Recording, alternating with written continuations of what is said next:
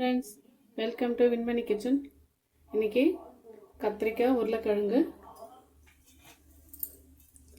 மொச்சக்கொட்டை பச்சை இது வச்சு இப்போ குழம்பு செய்ய போகிறோம். அது எப்படி செய்யறதுன்னு பார்க்கலாம். இட்லி, தோசை, சாதம், சப்பாத்திக்கு எல்லாத்துக்கும் ஆகிற மாதிரி.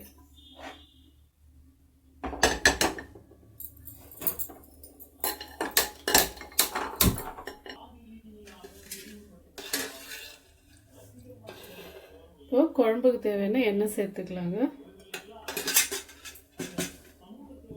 கேஸ் ஃபுல்லாக ஆன் பண்ணிக்கிறேன்.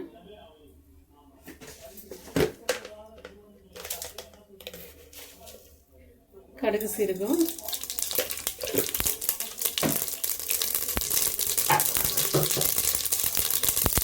பொடிசா கட் பண்ண வெங்காயம்,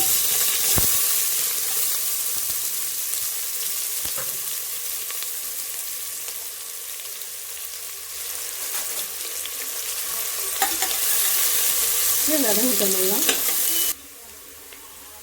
பாருங்க. வெங்காயம் இந்த அளவுக்கு வதங்கினா போதும். நான் ஒரு சின்ன டீஸ்பூனில் ஒரு டீஸ்பூன் இஞ்சி பூண்டு பேஸ்ட்டு சேர்த்துக்கிட்டேன்.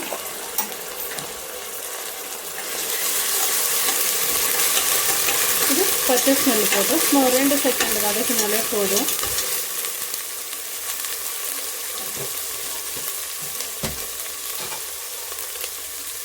தக்காளி பாருங்கள், அரைச்சி வச்சுருக்கேன், இதை சேர்த்துக்கலாம்.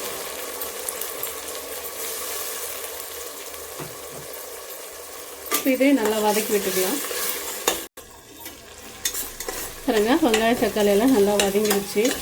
இதளவுக்கு எண்ணெய் புரிஞ்ச ஓரளவுக்கு வதக்கணும். இப்போ கொஞ்சம் கருவேப்பிலை சேர்த்துக்கலாம். சேர்த்துட்டு இப்போ கட் பண்ணி வச்ச கத்திரிக்காய், உருளைக்கிழங்கு எல்லாம் சேர்த்துக்க போகிறேன். இதுவும் கொஞ்சம் வதக்கி விட்டுக்கலாம். கொஞ்சம் வதங்குற வரலாம், கொஞ்சம் கலர் மாறி வரும். கத்திரிக்காய் வதங்கிடுச்சுன்னா அது வரல வதக்கலாம். பாருங்க, கத்திரிக்காயெல்லாம் நல்லா இந்தளவுக்கு தோல் கலர் மாறி வதங்கியிருக்கு. இந்தளவுக்கு வதக்குனா போதும்.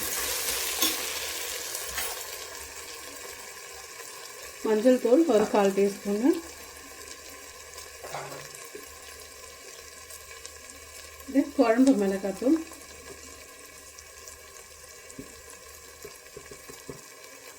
ஒரு 2.5 டீஸ்பூன் சேர்த்துருக்கேன். இப்போ ஒரு நிமிஷம் வதக்கி விடுவோம். அப்போ இந்த பச்சை வாடெல்லாம் போகும் மிளகாதூளுடைய.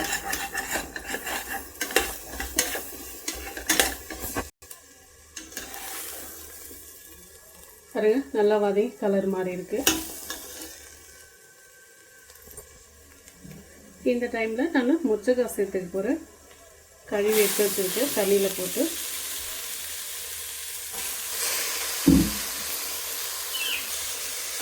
இப்போ இது ஒரு 2 நிமிஷம் வதக்கிடுவேன்.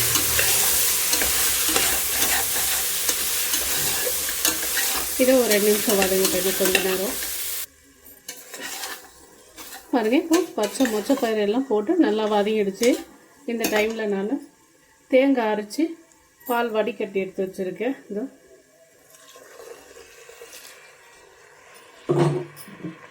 பாருங்க, தேங்காயில் அந்த திப்பியெல்லாம் எடுத்துகிட்டு இதெல்லாம் நான் சேர்க்கல.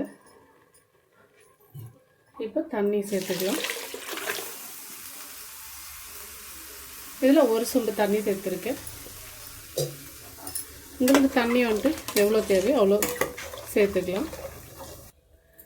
குழம்புக்கு இன்னும் உப்பு சேர்க்கல. இப்போ தான் நான் உப்பு சேர்க்குறேன். இந்த குழம்புக்கு தேவையான உப்பு இது கரெக்டாக இருக்கும் நான் சேர்த்தது. இப்போ ஒரு முறை இப்படி தொழுவி விடுவோம் குழம்பு.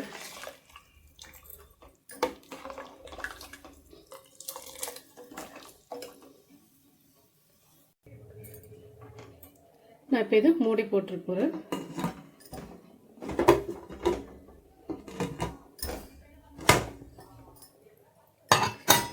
ரெண்டு விசில் வச்சு ஆஃப் பண்ணிக்கலாங்க, போதும்.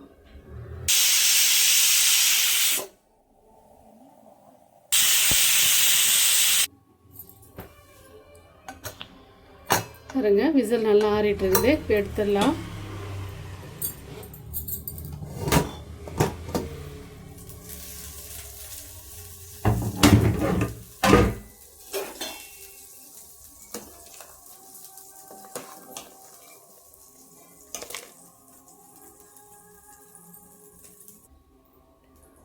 பொடிசாக கட் பண்ண கொத்தமல்லி சேர்த்துக்கிட்டேன். இந்த குழம்பு இட்லி, தோசை, சப்பாத்தி, சாதத்துக்கு எல்லாத்துக்கும் மேட்ச் ஆகும். சூப்பராக இருக்குங்க.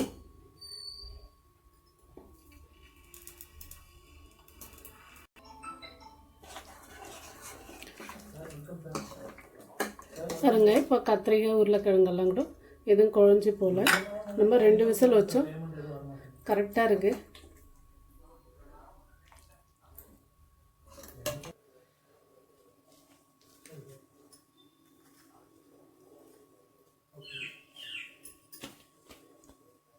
பாருங்கள், சூப்பரான சப்பாத்தி.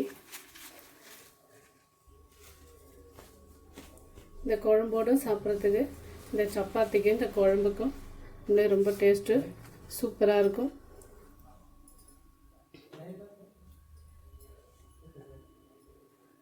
ஃப்ரெண்ட்ஸ், நீங்களும் இந்த குழம்பு பிடிச்சிருந்தா நீங்களும் செஞ்சு பாருங்கள். கண்டிப்பாக நல்லாயிருக்கும். உண்மையாக சொல்கிறேன், டேஸ்ட்டாக இருக்கும் குழம்பு இது. வீடியோ பிடிச்சிருந்தா லைக் பண்ணுங்கள், ஷேர் பண்ணுங்கள், சப்ஸ்கிரைப் பண்ணுங்கள், பெல் ஐக்கான் அழுத்துங்க. நாங்கள் போடுற வீடியோ உங்களுக்கு உடனுக்குடனே வரும் ஃப்ரெண்ட்ஸ். கண்டிப்பாக சேம். ஆனால் நான் எப்படி செஞ்சேனோ இதே மாதிரி செஞ்சிங்கன்னா நல்லாயிருக்கும். நான் தேங்காய் வந்துட்டு வடிகட்டி ஊற்றின பாலை தேங்காய் வரைச்சிட்டு நீங்கள் வேணும்னா அப்படியே கூட ஊற்றிக்கலாம். ரொம்ப அந்த சிலருக்கெல்லாம் தேங்காயோட அப்படியே ஊற்றும் போது பிடிக்காது. அதனால் நான் வந்துட்டு நாங்கள் எப்போவுமே இப்படி தான் செஞ்சுக்குவோம். நீங்களும் அந்த மாதிரி ஒரு முறை செஞ்சு பாருங்கள் ஃப்ரெண்ட்ஸ். ஓகே, பாய், நன்றி.